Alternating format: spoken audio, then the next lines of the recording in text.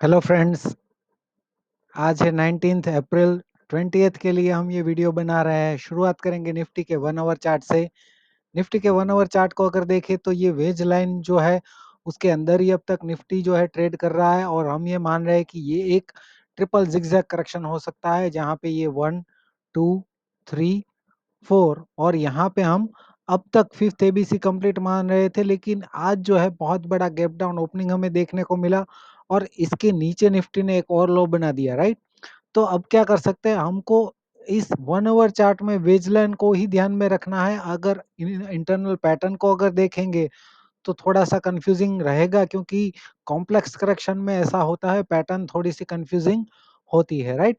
तो अभी तक हमें जो है वेज लाइन को देखना है। वेज लाइन इसके नीचे लोअर वेज लाइन को अगर ब्रेक कर देता है तो ये हमें ट्रिपल जिगजैग करेक्शन की पॉसिबिलिटी को अभी के लिए निगेट कर देना है। जब ये लोअर वेज लाइन को ब्रेक कर देगा, राइट, तब तक हम मान सकते हैं कि ये ट्रिपल जिगजैग करेक्शन ही चल रहा है, और यहाँ से जो है हमें बाउंस अपर वेज लाइन को ब्रेक करने के बाद और भी ज्यादा तेज हो सकता है, राइट।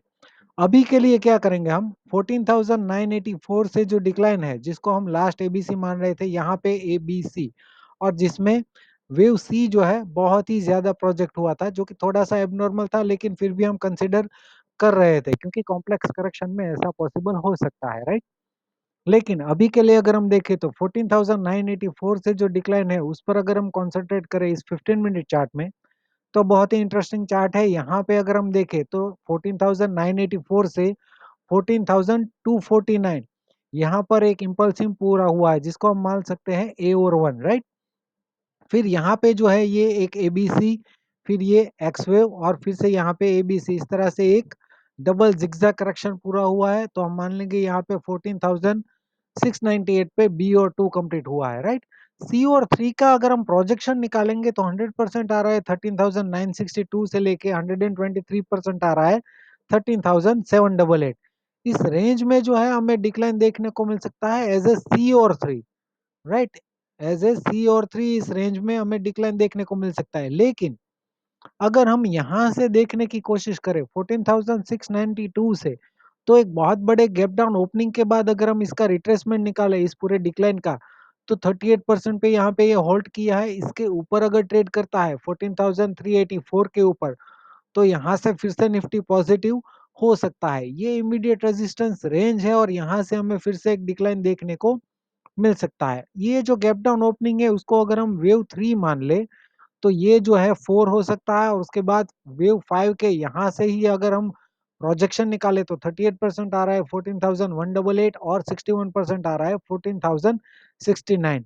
इस रेंज में एज ए वेव 5 हमें डिक्लाइन देखने को मिल सकता है। अभी के लिए हम ये मान सकते हैं, क्योंकि ये जो गैप डाउन ओपनिंग है उसको हम वेव 3 मान ले, और इसको हम एबीसी वेव 4 मान ले, राइट।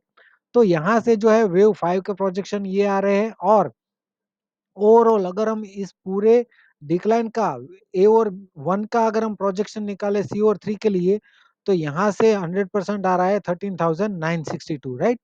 अगर हम टाइमिंग की बात करें तो ये जो है मैंने रेक्टेंगल ड्रॉ किया हुआ है, इतना टाइम इस ए और वन ने लिया है। अगर उसी टाइम फ्रेम की अगर हम बात करें तो उतना ही 100% अचीव करने के लिए यहाँ पे जो है 20th, कल 20th जो है 20th का अगर 3:30 तक ये कंप्लीट कर देता है, तो हम मान सकते हैं कि ये वेव थ्री हो सकता है। लेकिन उससे ज्यादा अगर टाइम लेता है 100% अचीव करने में, तो हो सकता है ये भी एक करेक्टिव डिक्लाइन है, राइट। ए बी सी ही है, और उसके बाद इस रेंज में से बाउंस देखने को मिल सकता है।